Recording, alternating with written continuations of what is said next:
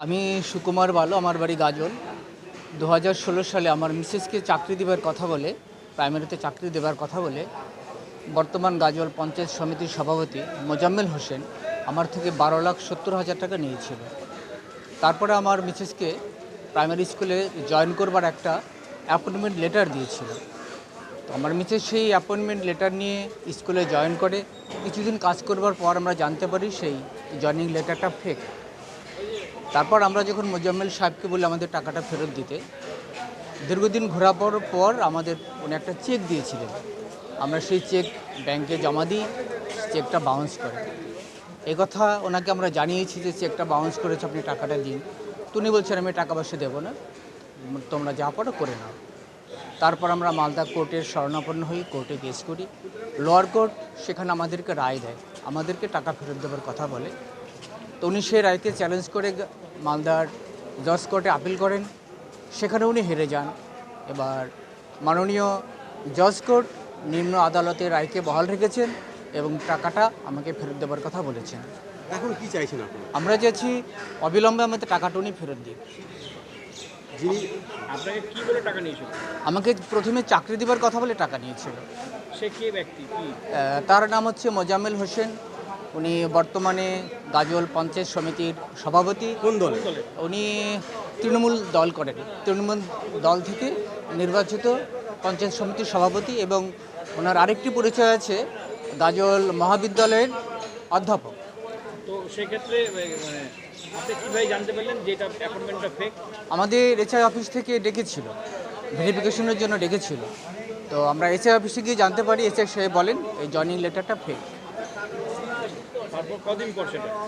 আমাদের 2 সপ্তাহ স্কুল করেছিল আমার মিসেস। 2 সপ্তাহ পর যখন এসআই আমাদের ডাকেন, এসআই অফিসে গিয়ে আমরা জানতে পারি আমাদের ফেক জয়নিং লেটার দিয়েছে। আপনি তাহলে কোর্টে দ্বারস্থ হয়েছেন? তারপরে তো ওনাকে বললাম টাকাটা ফেরত দিন। টাকাটা না দিয়ে আমাদের চেক দিল, চেকটা আমরা জমা করলাম। যখন চেকটা বাউন্স করে তারপর আমরা কোর্টে শরণাপন্ন হই। আমি দিয়েছিলাম 12,70,000 টাকা। তো সেক্ষেত্রে কোর্টে কেস করেন, কোর্ট কি রায় দিয়েছে? কোর্ট রায় দিয়েছে 16 লাখ সামথিং ফেরত দেওয়ার জন্য। সেটা আপনি বলেছেন? বলতে গিয়ে কে আপনাদেরকে হুমকি দিচ্ছে? হ্যাঁ, আমাদের হুমকি দিচ্ছেন, বলছেন টাকা পয়সা আমি দেবো না, তোমরা যা পারো করে নাও, টাকা পয়সা আমি দেবো না। আপনি কোন দলের সমর্থক? আমি ব্যক্তিগতভাবে কোনো রাজনীতি দল করি না। আমি এই যে হুমকি দিচ্ছে কারণটা কোথায়? শাসক দলে আছে বলেই কি হুমকি দিচ্ছে? নিশ্চয়ই শাসক দলে আছে বলে তা তো সাহস পাচ্ছে, থানা প্রশাসন সব ওনাদের হয়ে কাজ করছে, যার জন্য এতটা সাহস পাচ্ছে। যদি উনি টাকা ফেরত না দেন তাহলে আপনারা কি করবেন? আমরা আবার কোর্টের দ্বারস্থ হব। আপনার নাম আর পরিচয়? আমার নাম সুকুমার বালু, আমার বাড়ি গাজল, শঙ্করপুর বাড়ি আমার। অত্যন্ত দুঃখের বিষয় যে আজকে রাজ্য সরকারের বিভিন্ন পদে থাকা আর জনপ্রতিনিধিগণ তারা বিভিন্ন ধরনের আর আর্থিক লেনদেনের সঙ্গে জড়িত আছে এরকম অভিযোগ আর বিভিন্নভাবে চারিদিক থেকে আসছে। আপনারা ইতিমধ্যে দেখেছেন।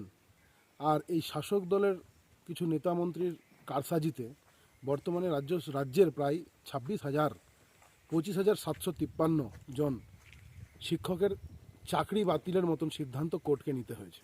পরবর্তীতে সেটা বিচারাধীন।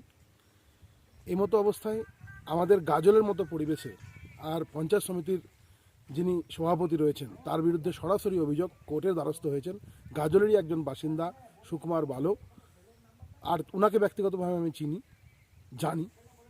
12,70,000 টাকা 2016 সালে আর প্রাইমারিতে চাকরির জন্য সুকুমার বালুর কাছ থেকে নেওয়া হয়। পরবর্তীতে তাকে একটা নিয়োগপত্র দেওয়া হয় এবং সেই নিয়োগপত্রের ভিত্তিতে যখন তিনি স্কুলে জয়েন করেন 2 সপ্তাহের মধ্যে আর যখন এসআই ভেরিফিকেশন হয় সেক্ষেত্রে তার চাকরিটা বাতিল হয়ে যায়, চাকরি চলে যায়। তারপরেও বিভিন্নভাবে আর এই সভাপতির কাছে, তৃণমূলের নেতার কাছে সে টাকা ফেরত চাইতে গেলে আর তাকে ইগনোর করা হয়, তার কোনো গুরুত্ব দেওয়া হয় না। বর্তমানে তিনি কোর্টের দ্বারস্থ হয়েছেন এবং কোর্ট আর রায় দিচ্ছে সেই টাকা ফেরত দেওয়ার। তারপরেও তৃণমূলের সরকারে থাকা দলের নেতাদের দুঃসাহস দেখুন, বিভিন্ন রকম দুর্নীতির সঙ্গে যুক্ত থাকা মানুষগুলোর দুঃসাহস দেখুন। তারা আজকে এই সাধারণ মানুষগুলোর কথা শুনছে না এবং তাদের যে প্রাপ্য পয়সা, প্রাপ্য অর্থ সেটাকেও তারা ফেরত দিচ্ছেন না। এই মতো অবস্থায় গোটা বাংলার সঙ্গে সঙ্গে গাজলের মতো জায়গায় আর এরকম করে বিভিন্ন জনপ্রতিনিধি তৃণমূলের যারা এক একটা পদে বসে আছেন তাদের এই দুর্নীতি আর রাজ্যের যে করুণ অবস্থা তারই একটা আর প্রমাণ স্বরূপ আমাদের সামনে এসে দাঁড়ায়। নমস্কার। কেমন আছে?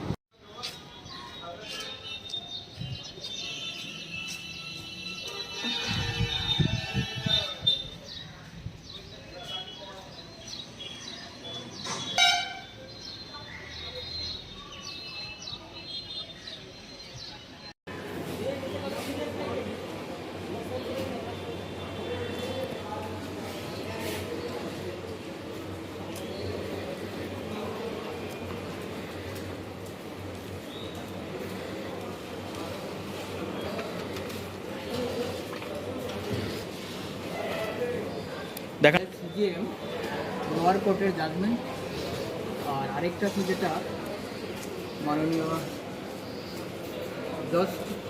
জজ কোর্ট থেকে যে রায়টা দিয়েছেন সেটা হচ্ছে এটা মাননীয় রাজু মুখার্জি উনি রায় দিয়েছেন, জজ কোর্টের রায়।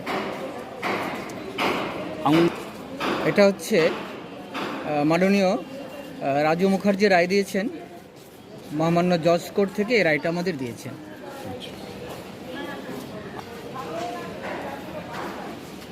এটা মহামান্য লোয়ার কোর্টের জাজমেন্ট, এটা লোয়ার কোর্ট থেকে জাজমেন্ট আমাকে দিয়েছে।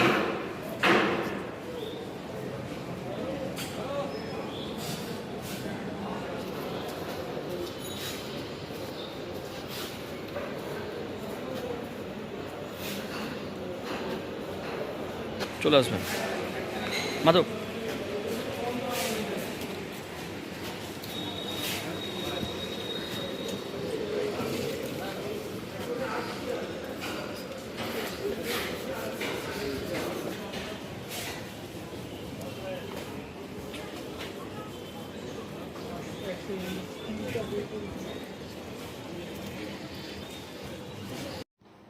সেটা তো আপনার একটা অভিযোগ উঠছে। অভিযোগটি হচ্ছে 2016 সালে চাকরি নিয়োগে সুকুমার ভালো বলে একজন শঙ্করপুর থেকে আপনাকে 12,70,000 টাকা দিয়েছিলেন নাকি চাকরির বিবাদে। উনি এখন কমপ্লেনটা দিচ্ছেন যে টাকা চাইতে আসলে আপনি নাকি তাকে হুমকি দিচ্ছেন, বিষয়টি কি? বিষয়টা সর্বদা মিথ্যা, পুরোপুরি মিথ্যা। সুকুমার ভালো বলে কেউ আছে আমার জানা নেই। অনেকে আমার ঘরে এখানে আসেন, অনেকে যান। আমার উপস্থিত পঞ্চায়েত সমিতির সভাপতি হওয়ার পরে অবারিত দান হয়েছে জনগণের জন্য। এটার বিরোধিতা একটা রাজনৈতিক ষড়যন্ত্র।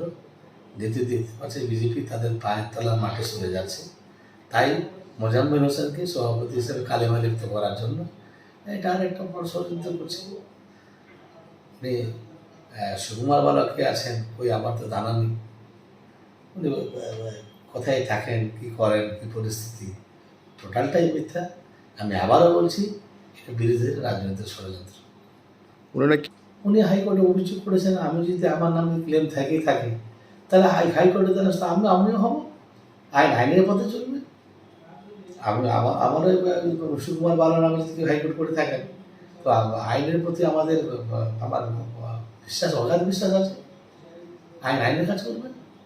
কমপ্লেনটাই ভুয়ো, পুরো কমপ্লেনটাই ভুল, সর্বমিথ্যা।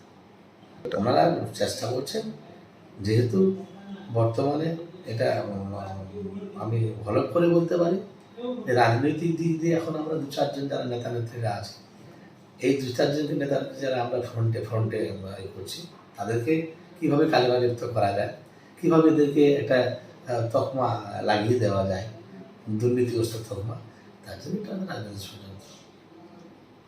নিশ্চয়ই সুকুমার ভালো একজন, আমি যদি কোনো ব্যক্তি থেকে থাকো সেটা বিজেপি কোনো ক্যাডার হবে, আর এস এস কোনো ক্যাডার হবে।